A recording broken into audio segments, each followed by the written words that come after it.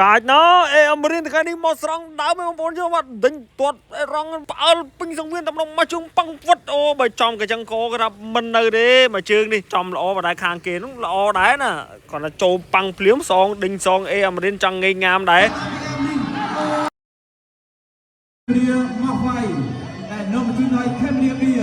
តែផ្ទាល់រឿងកញ្ចក់ទូថតគូលើ GTV អរគុណដល់ខេមរៀលវាបងប្អូនដែលមានកម្មវិធីមង្គលការផ្សេងៗបាទដល់ការនេះរកមង្គលការអាចជ្រើសឡើងជាមួយនឹងខេមរៀលវាបាទសាកសពក្នុងកម្មវិធីទាំងអស់តែម្ដងដល់ក្រៅពីអេអាមីន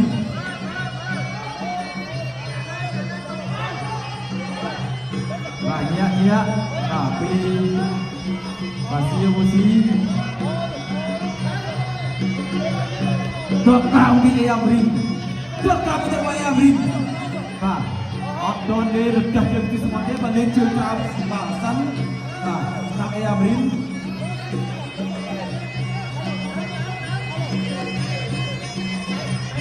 បាទញ៉ាស់ដល់ក្រៅបៃលឺមកពីក្រាក្រោយរំដល់ក្រៅពីជើងអេអាមីនអូបាទលឺត្រឹមនេះ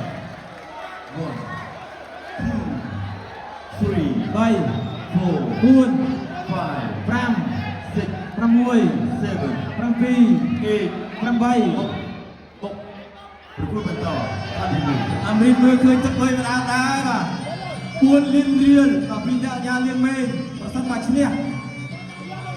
ហើយ8សែនរៀលទៀតពីកម្មវិធីមកវាយច្រើនមកគ្រួសារមួយប្រពន្ធនេះមួយជឿទៅបាយអាមេរិកគាត់មួយជឿទៅបាយអាមេរិក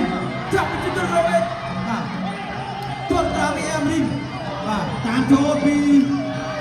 បាទអ៊ីរ៉ានរកហើយលើទាត់ទៅបាយអាមេរិកហើយអូយមកជិះទៅហើយណារងមិនដែរបាយអាមេរិកបាយលើពីបាយរងដល់ដល់អាមេរិកដល់ខោបាយលើអាទៅពីរងចូលលើដែរមកស៊ីស៊ីដល់ដល់អាមេរិកអូ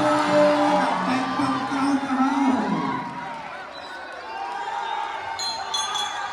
បញ្ចប់ការប្រកួតរបស់